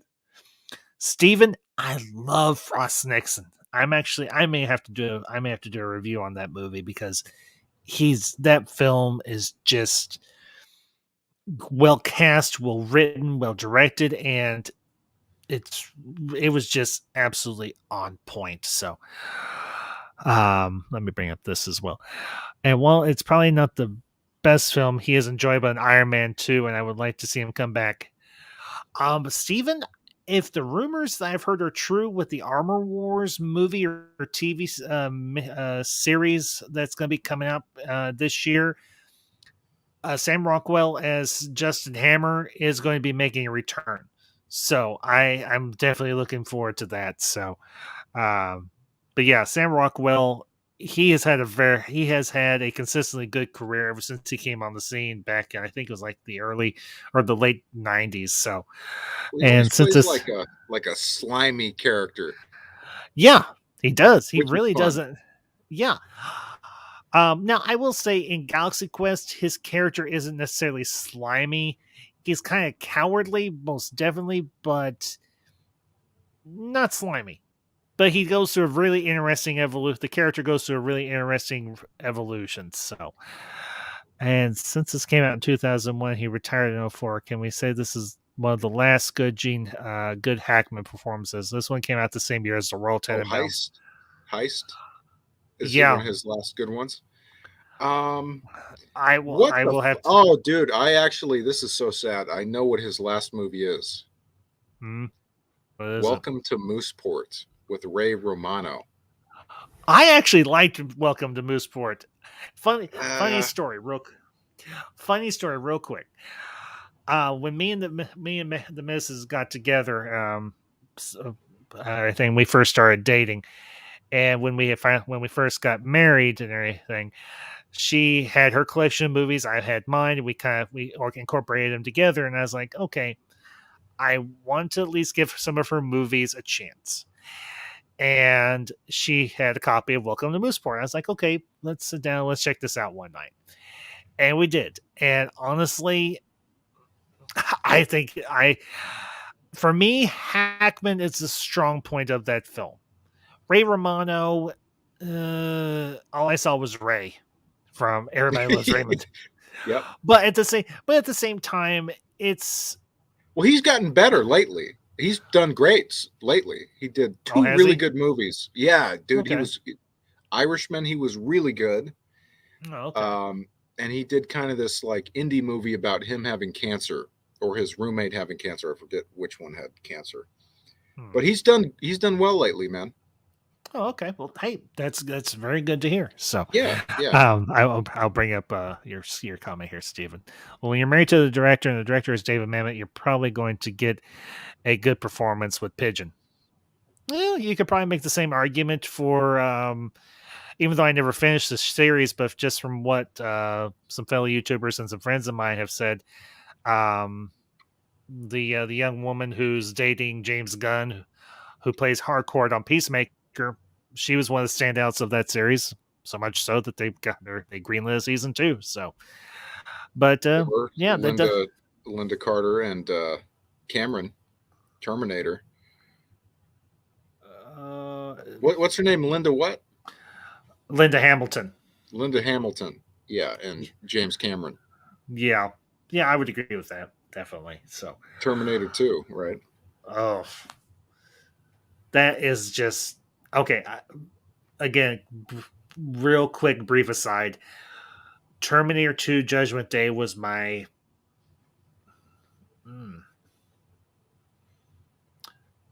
first R-rated movie of the 90s. Because I went to see R-rated movies when I was a kid. Funny story about Linda Hamilton is she actually gave an interview on Graham Norton saying she did not want to work with Schwarzenegger at first. Really? She was really standoffish about doing the first one. Mm-hmm. And she actually said this in front of him. And he said, "Really? You didn't want to work with me?" You know, the funny thing about Schwarzenegger, and I know his style of acting is not for everybody. I get it. but I have to say it. He leaned hard in what he could do well, and he made a career of it. And despite some of his own personal life some of the issues in his personal life, he's had a relatively solid career. Now, I will say it did dip off starting in the late 90s and into the 2000s and everything. But to That's only rattle because on, he became a politician, though. I think. yeah, and I would say in part, yes. To see him come back for Terminator 3: Rise of the Machines, I enjoyed him in that. Is it by far my favorite of the Terminator films? No, it's not. I haven't even But seen it. really, The third one? it's the third one, Yeah, I haven't seen Rise. it. It's kind of cookie cutter to the first two, even though the first two are cookie cutters of each other in a lot of ways, if you think about it. But at the same time, it's it's it's solid. It's entertaining. So, and it does lead into Terminator Salvation, but that's another Salvation I've seen. Those are the only three I've really seen. Okay. I've kind of passed on it lately, like the newer ones. Yeah, I did too. So you're not alone there. And Steven, yeah, I'll bring up this right here. Unforgiven, Quick and the Dead, Crimson Tide. I love Crimson Tide. Yeah. The Birdcage. The Birdcage. Oh hell yes. I Enemy of the State. Oh hell yes again. So Enemy of the State is really good, dude. Oh, but Ambassador, this might blow your mind. Mm-hmm. There is a theory that the character Hackman plays in Enemy of the State is the same character from The Conversation. I've never even heard of the movie. Oh, okay. Then maybe not. So yeah, that's a reference that's lost on me. Okay, got it. So, but yeah, Steven, Unforgiven, Crimson Tide, The Birdcage, Enemy of the State. The only one of those I have never seen is Quick and the Dead, but I know of it. I've It's seen the that one. one. It's the one with Sharon Stone and Gene Hackman. So, and Russell Crowe and Leo DiCaprio. Weren't they in that? Like I said, I've never actually seen it, so I wouldn't know. Believe it or not, there are some movies I've never seen, especially older ones. Yep. Kind of like with Heist. I mean, Heist is one that I had watched a long time ago, but I hadn't seen it up until just like I said yesterday. I think it had been like at least 10 or 15 years, if not more. But before I forget, man, sorry to cut you. Before I forget, no, go ahead. Go ahead. My third favorite Travolta film is probably The General's Daughter. Ooh, have you seen that? I have. That's a good one. That is a really fucking good one. Yeah, that's a good one. It's got James Cromwell in it. Yep, as the general. And there was a female lead, but I can't remember the name of. Madeline Stowe. Okay. So yeah, she played one of the military lawyers or something that was working with Travolta's character. And who was the killer, though? Who's the guy who put the general's henchman at the end who had the bombs in the ground? Oh hell, I don't. He was like a known guy too, though. I forget who it was.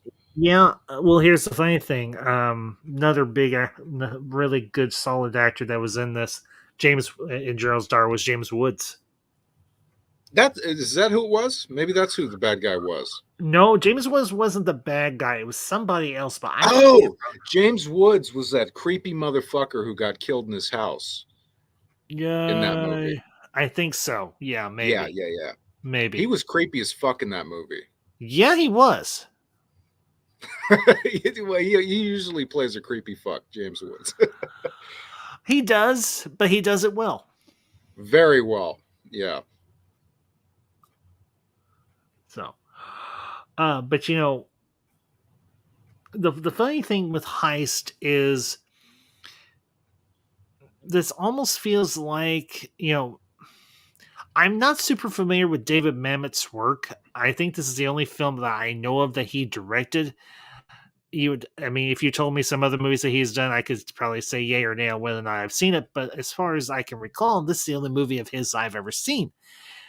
But based on it, I would definitely want to go check out some of his other stuff, because if you could sell me on one film from a director,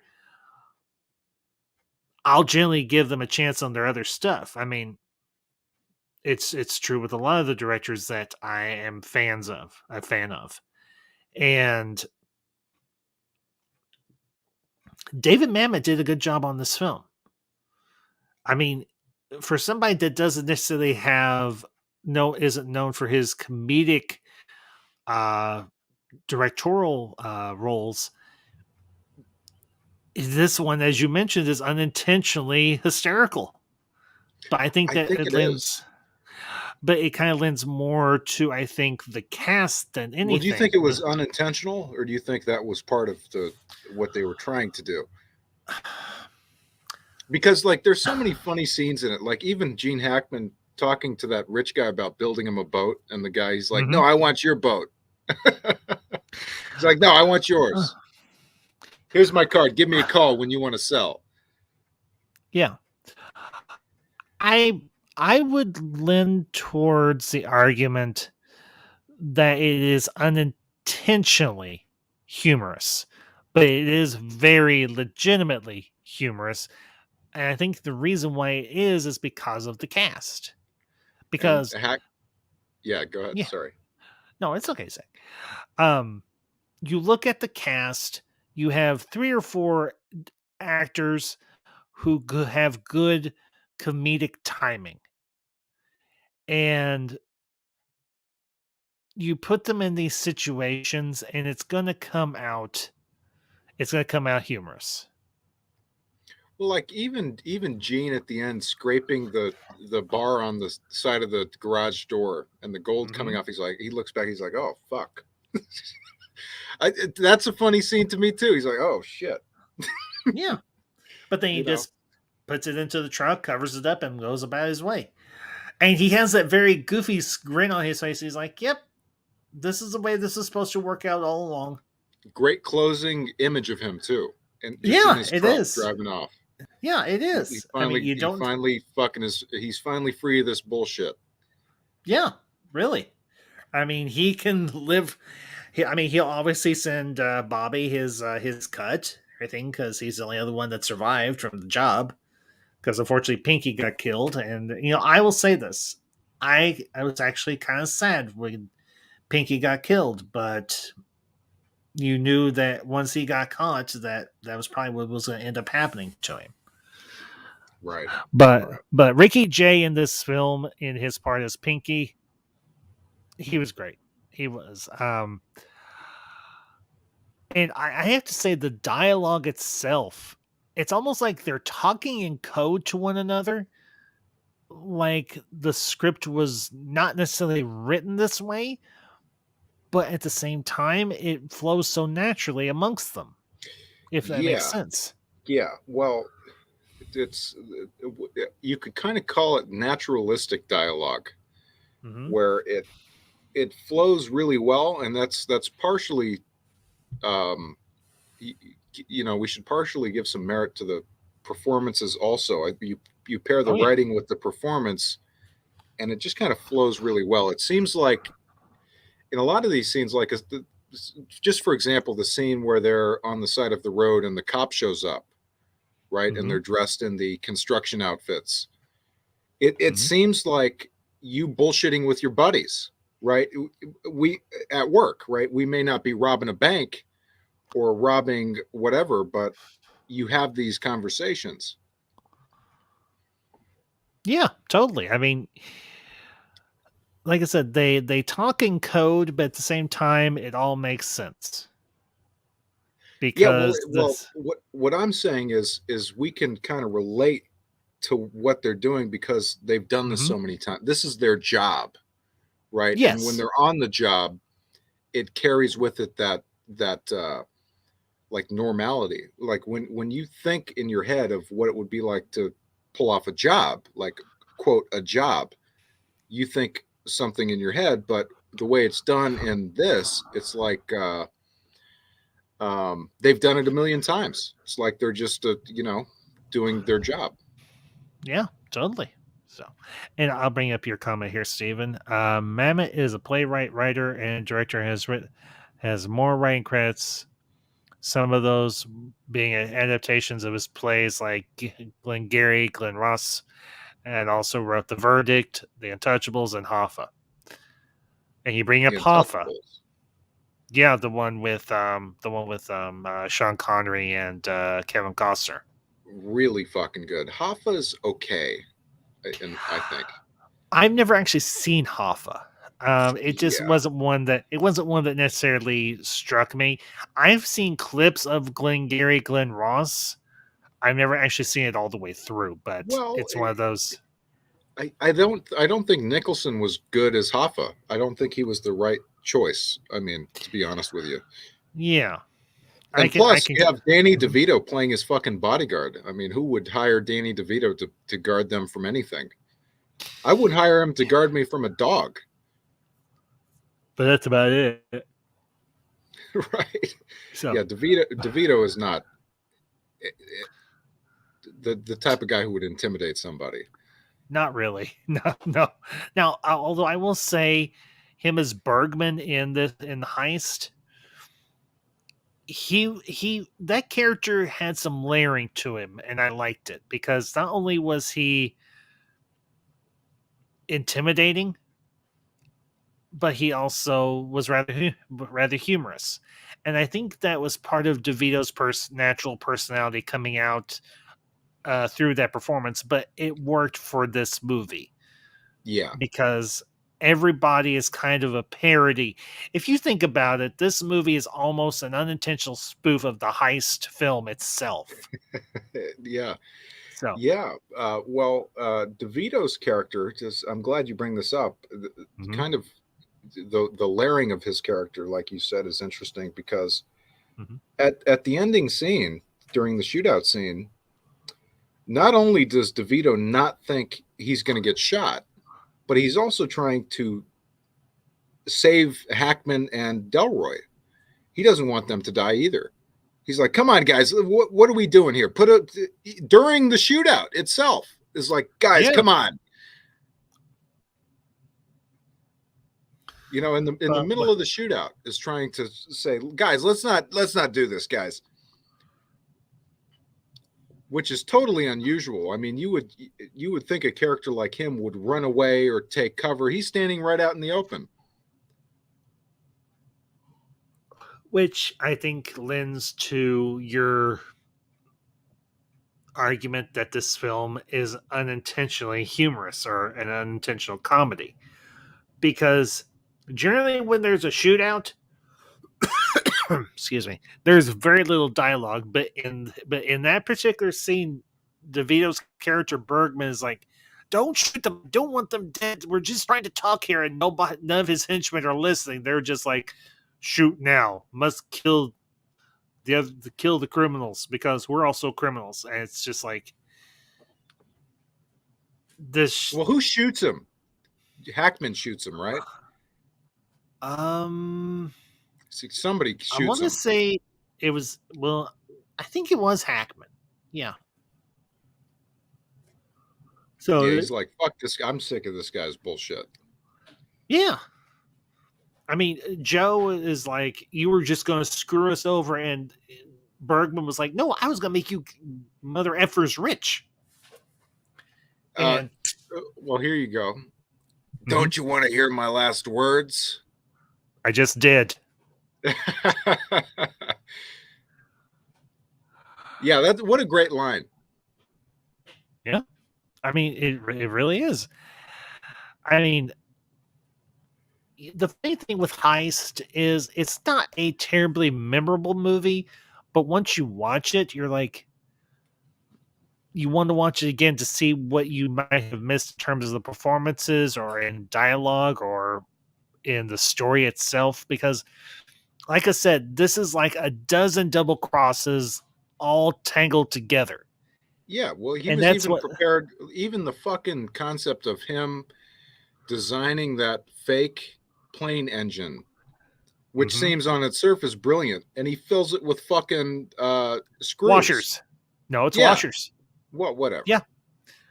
So, You know, I he mean, was prepared. He knew he was going to get screwed. and the way they planned it all together was just absolutely brilliant. I mean, they don't take the gold. They set it up to where they can go back later and take the gold. But nobody knows that they're actually that they're thieves and taking the gold. Well, it's like when they go in and they're pretending to be like the German purveyor of whatever this stuff is, and they go to the airport and they're talking to this cop, and he's like, "Yeah, you know, they pull off the that's the heist right there. Is Yeah. after all this bullshit and everything, they go up to the plane, and this stupid cop, I'm thinking, who forged this guy's transcript, right? And he's saying, "Yeah, just take it, no paperwork, no nothing." Unless they did have paperwork, which, considering how well put together Joe's crew is, Maybe they would did. would not surprise me. Would legitimately not surprise me if they did have paperwork, even if it was phony. But I have to say, the dynamic between Hackman and Lindo and Jay, their characters, it was great. They really, you got the impression that these guys had worked together for a very long time. They were a successful crew, and they were doing one last job, and then they were out. All three of them were out. Well, him getting killed was fucked up. I mean, you mentioned Pinky getting killed. Yeah, I did. That did suck. That was fucked up, and that's one of those things. But it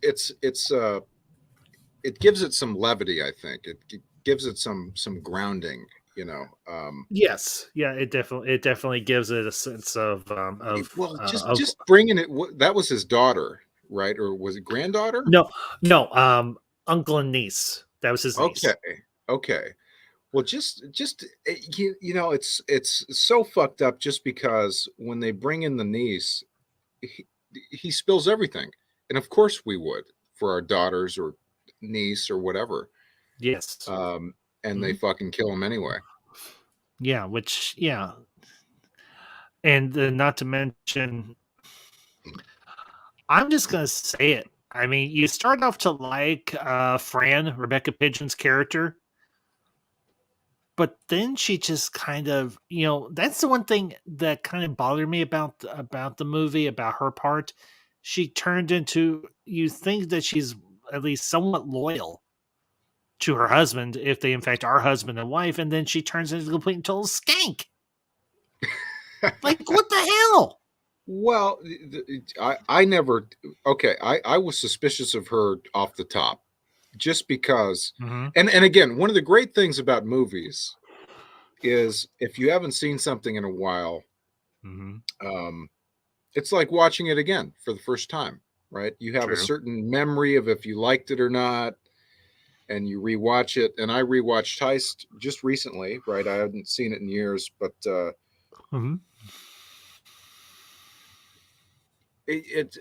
was suspicious of her off the top. I mean, okay. It's like how does a guy like Hackman pull a chick like this? You know, he's like an old man. Granted, but there are some women who go for that sort of thing.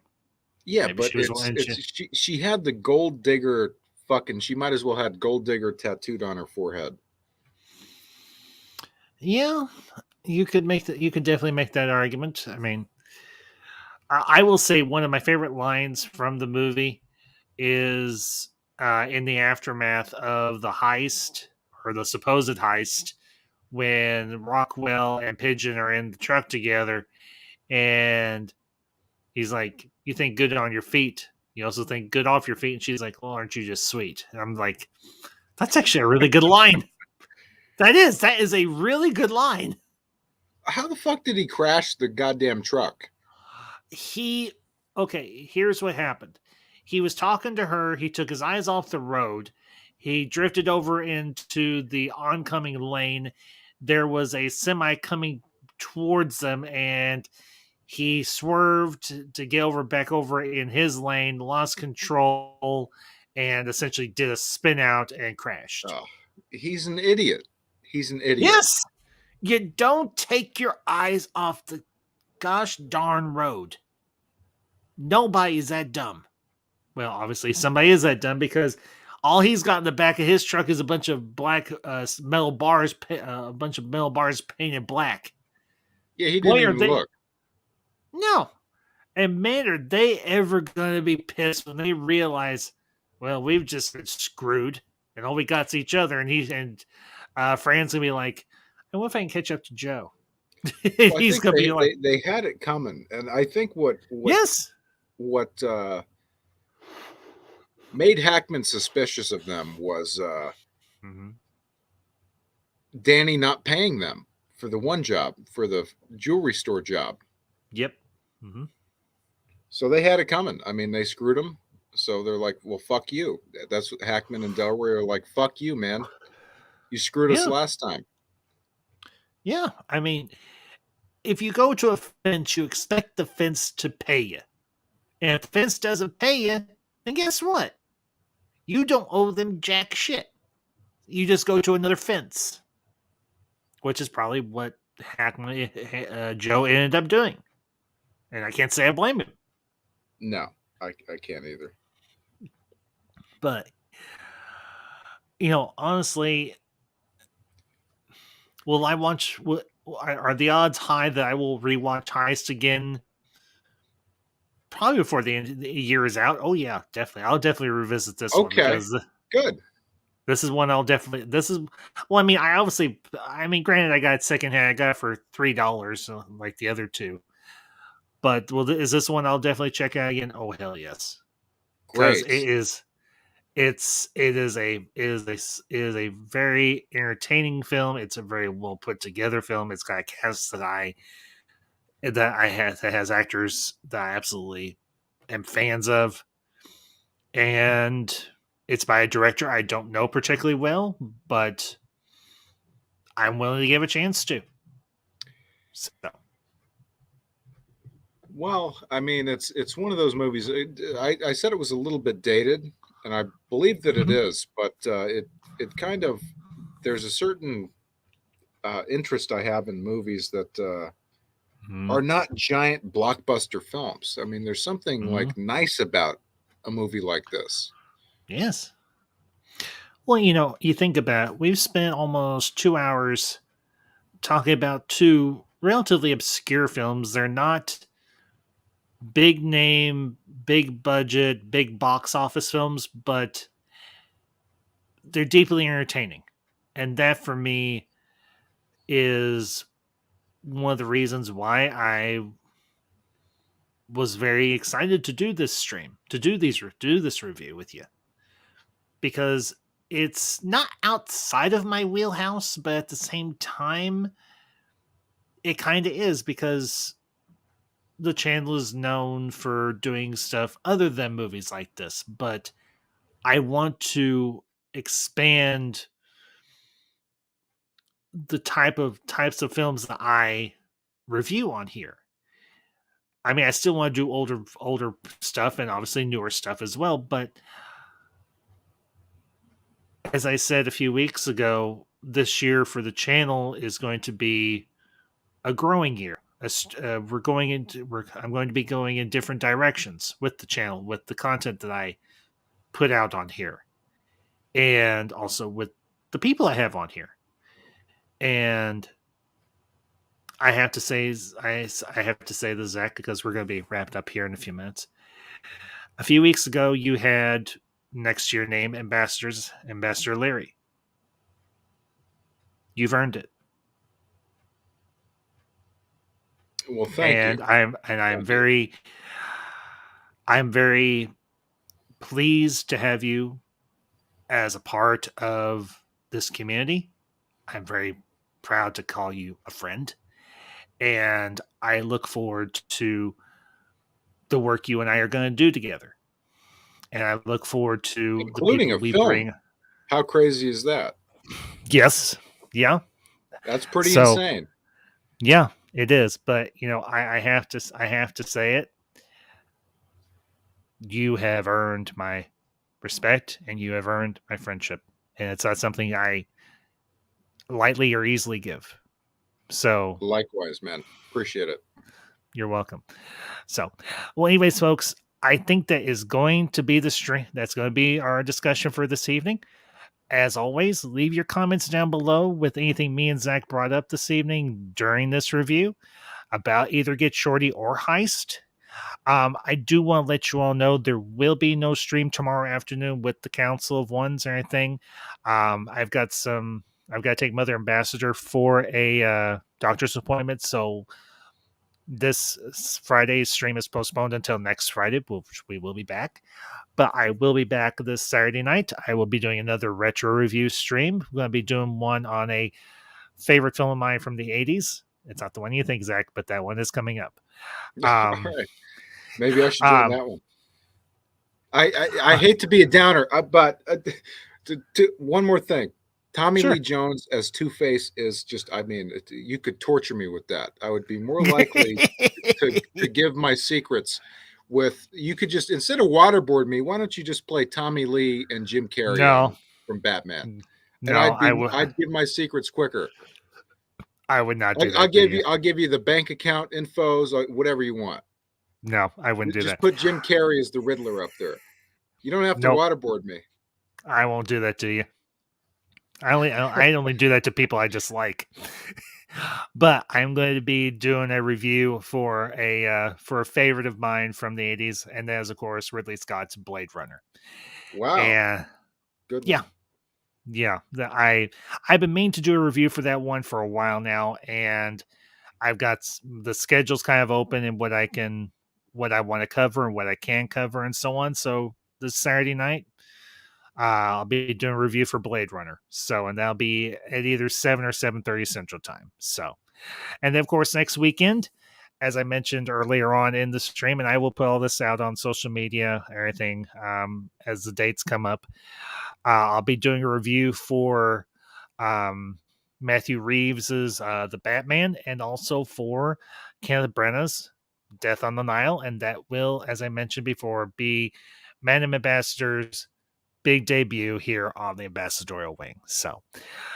But anyways, folks, that all being said, you have a great night.